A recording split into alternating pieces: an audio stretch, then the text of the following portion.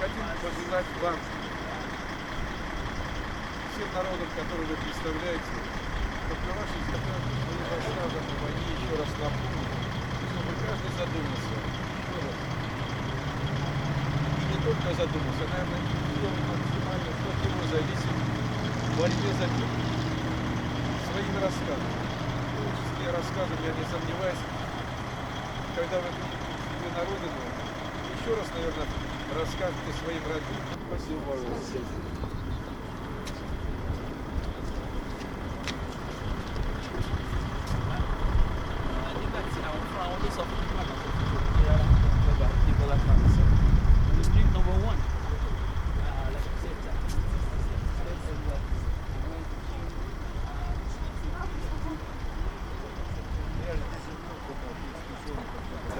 Скажите, пожалуйста, вы, конечно, из разных регионов, но вот назовите хотя бы откуда вот некоторые...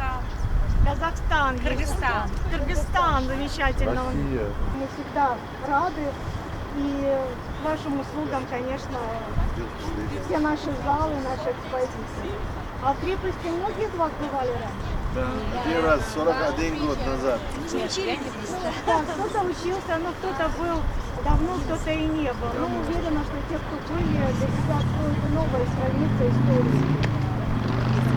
Прежде чем мы с вами начнем уже саму экскурсию, я вас приглашаю в панораме крепости, немножко сориентируем, где мы находимся, куда мы пройдем, где мы будем.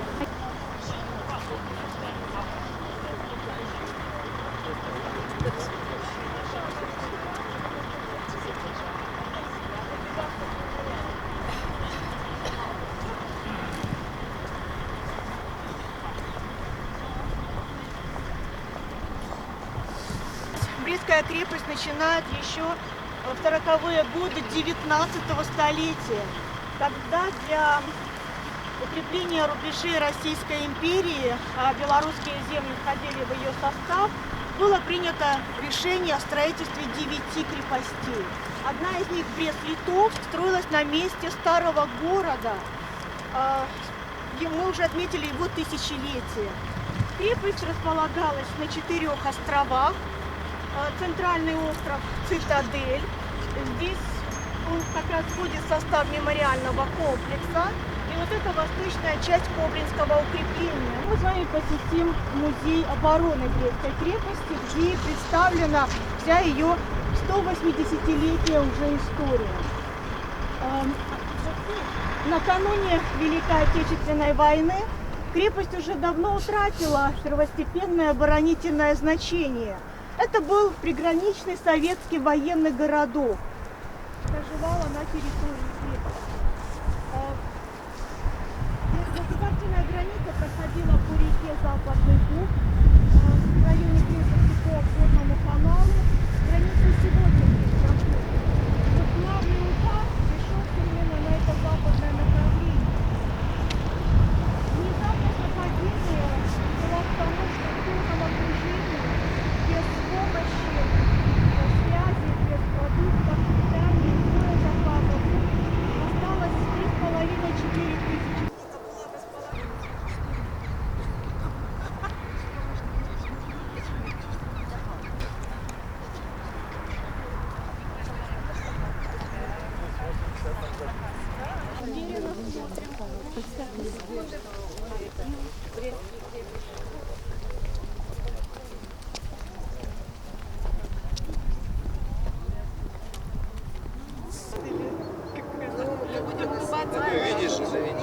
Да, видел. Все, спасибо большое.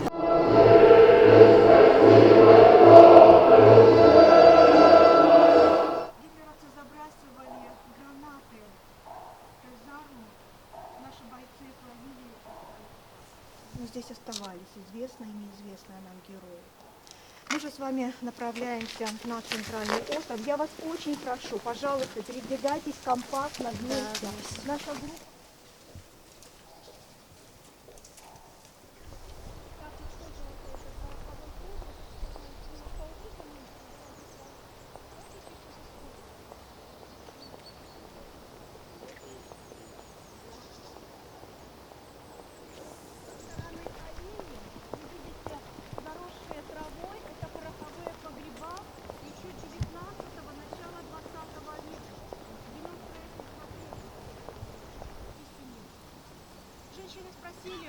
спрашивала, где мама.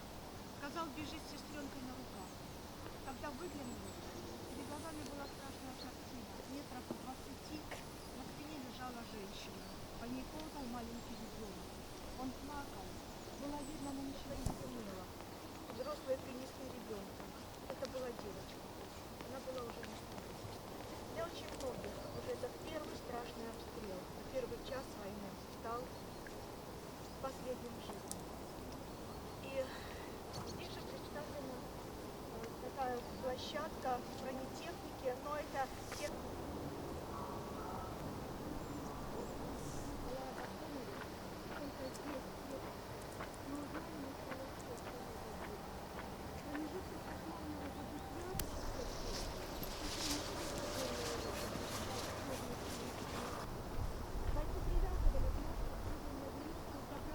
Ой, там всегда есть вода, живые цветы, память о тех, кто погиб. Но этот мост соединяет, это Кубринское укрепление, он был самым небольшим из 4.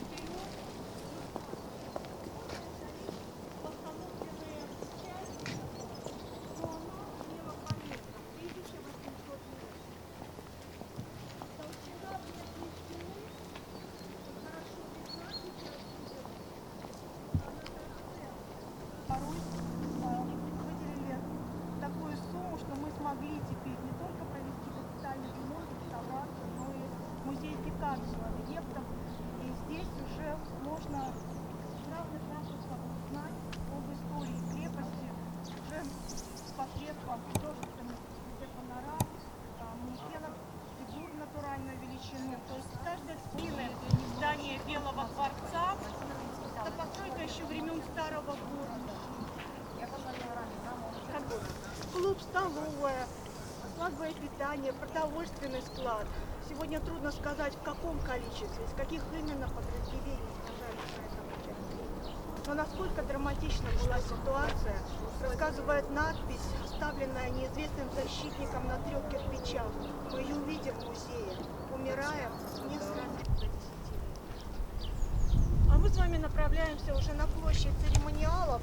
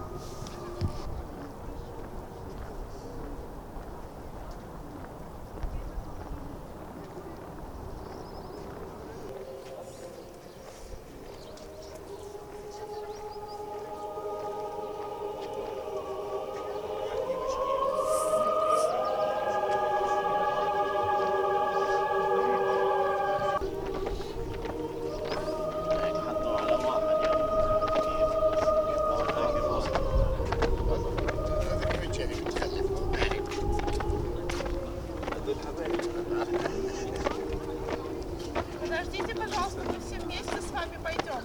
Да. Следующий, да? Подождите, вот они пройдут, и мы...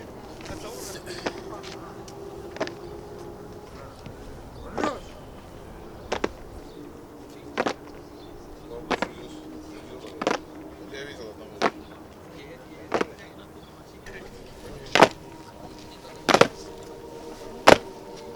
Смелость! Вольно!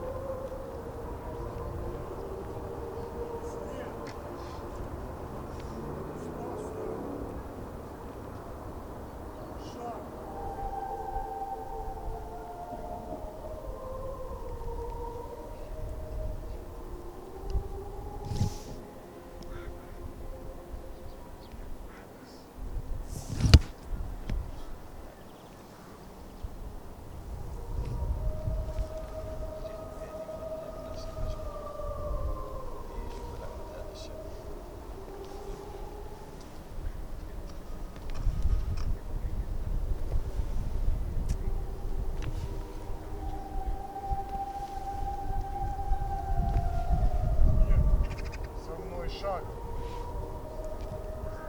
Марш!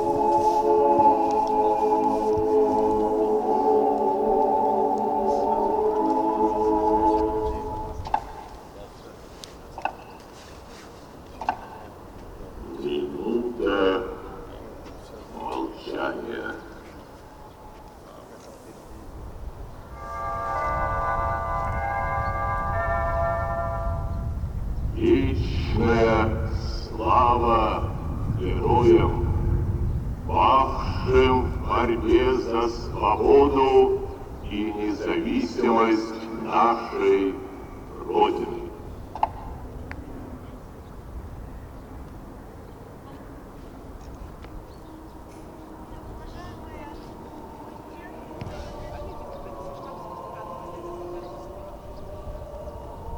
Сюда не придет. Фомин перешел в здание, где сейчас кольцевой казармы. Рядом винтовки, осколки снаряда и останки неизвестного радиста, который до последней минуты жизни пытался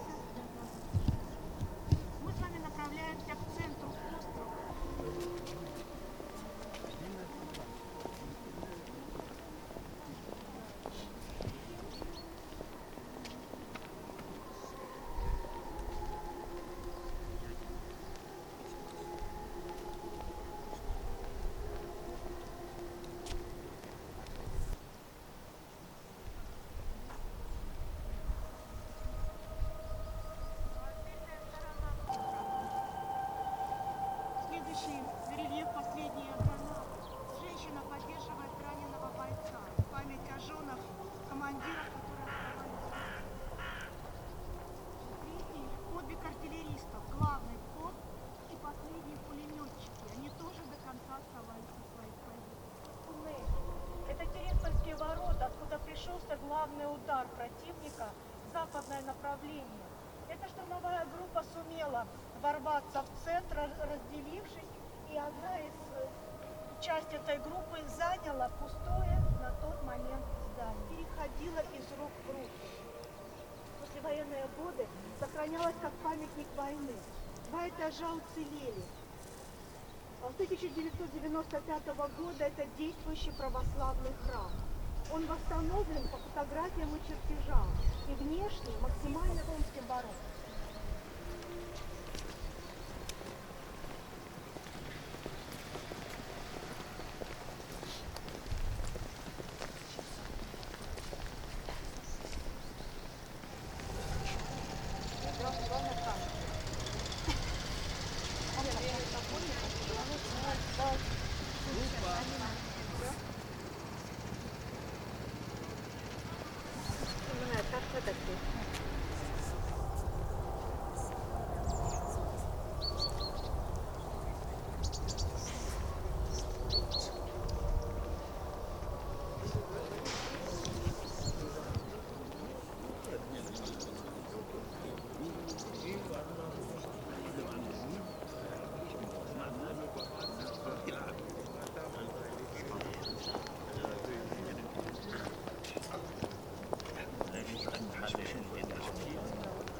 Командование не одобрило отъезда командира. Он остался в крепости и ночевал в рабочем кабинете. Многие остались без оружия. Один из зажигательных снарядов попал в кабинет Фомина, но он сумел выбраться. Оценив обстановку, принял решение организовать контратаку на пограничников. Другая часть врага, группа врага устремилась в восточном направлении, но, услышав дружное «Ура» на одном участке, контратаку поддержали все, кто находился. Деблокировать их смогли 24 июня уже другие, прорвавшиеся на остров. На обороне установленный мемориальный знак в виде листа отрывного календаря с датой 22 июня. В тот день отсчет шел на часы и на минуты. А мы с вами выйдем еще к внешней стороне Холмских ворот.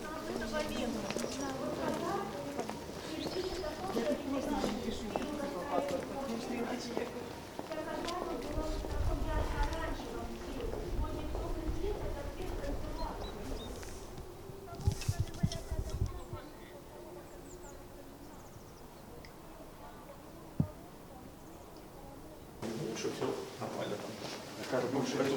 Сняли эту самую дивотовку. А это самое.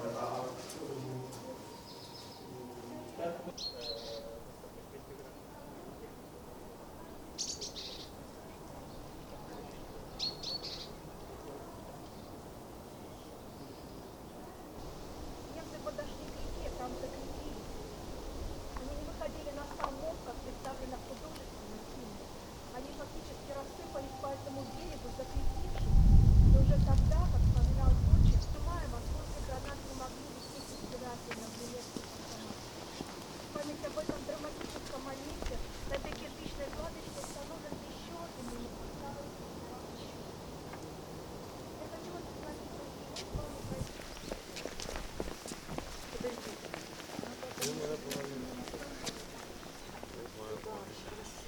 У меня будет.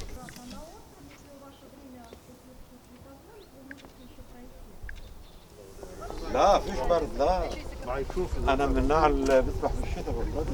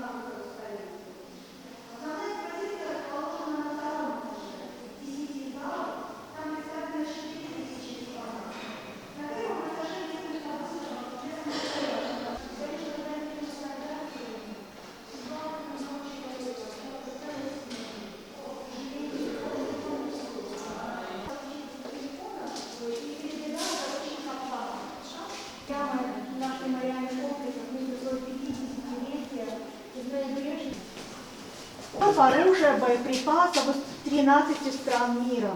В первой части оружие холодное. Музей Москвы, Санкт-Петербурга, наших фондовых коллекций и частных коллекций. Во второй части огнестрельное оружие, боеприпасы. Конечно, эта выставка. История создания нашего музея современного комплекса. А во второй части авангала цветные фотографии научных сборников и наших наградах его на главную тему. Оборона крепости в июне-июле 41-го. Наш музей расскажет и о том, как строилась крепость, как она модернизировала.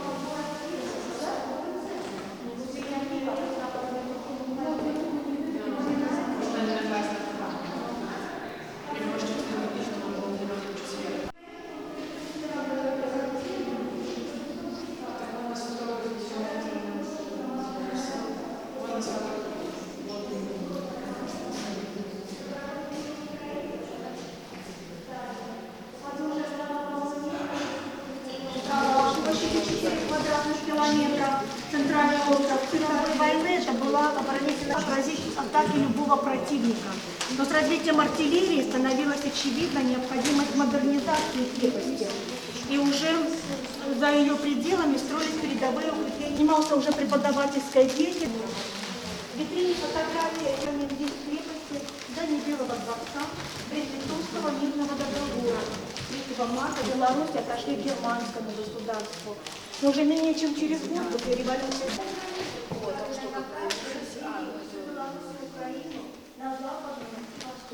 на польском языке, он тогда был государственный.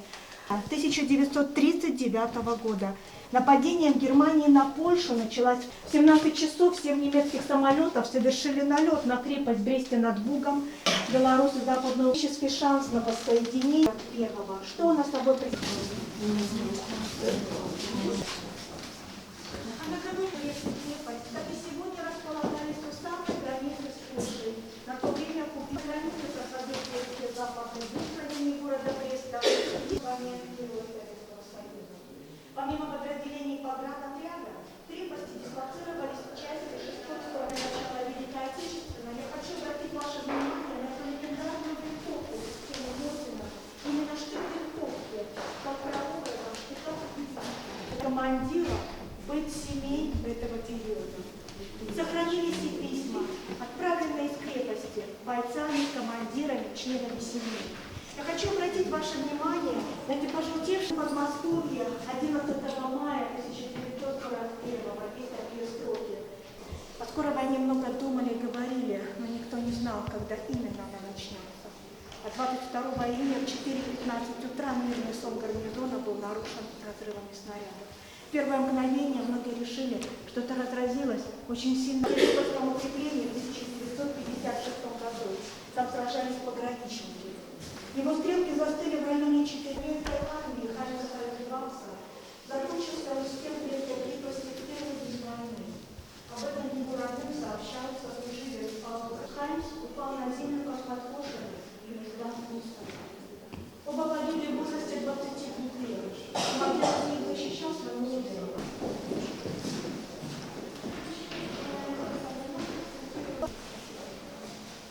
В 4:15 утра 22 июня шквала Тереспольское укрепление в первый час войны. Через Тереспольские ворота, сумев прорваться уже в центр, все шло по плану. Несколько часов на захват, в первый час уже в центре, но в тот же первый час войны в середине дня были введены все резервы корпуса. Ситуация не 2 июня. Здесь, в крепости, был отдан первый приказ немецкой армии об отступлении. Все ранее занятые участки были оставлены. Штурмовые группы выведены за блокадную линию. Начался период осады. Нам защитник майор Гаврилов Петр Михайлович свой бой принял на 32-й день войны, 23 июля. Несколько очагов сопротивления сложилось на самом большом Кобринском укреплении, о боях на Тереспольском и Болынском. Я об этом на территории вам рассказала. А вот такие большеформатные фотографии. Слева начальник штаба Николай Яковлевич. Кузнецов Борис Валерьянович, русский, но родом из Кыргызстана. Трудно даже назвать ту народность, национальность, которая не была здесь представлена.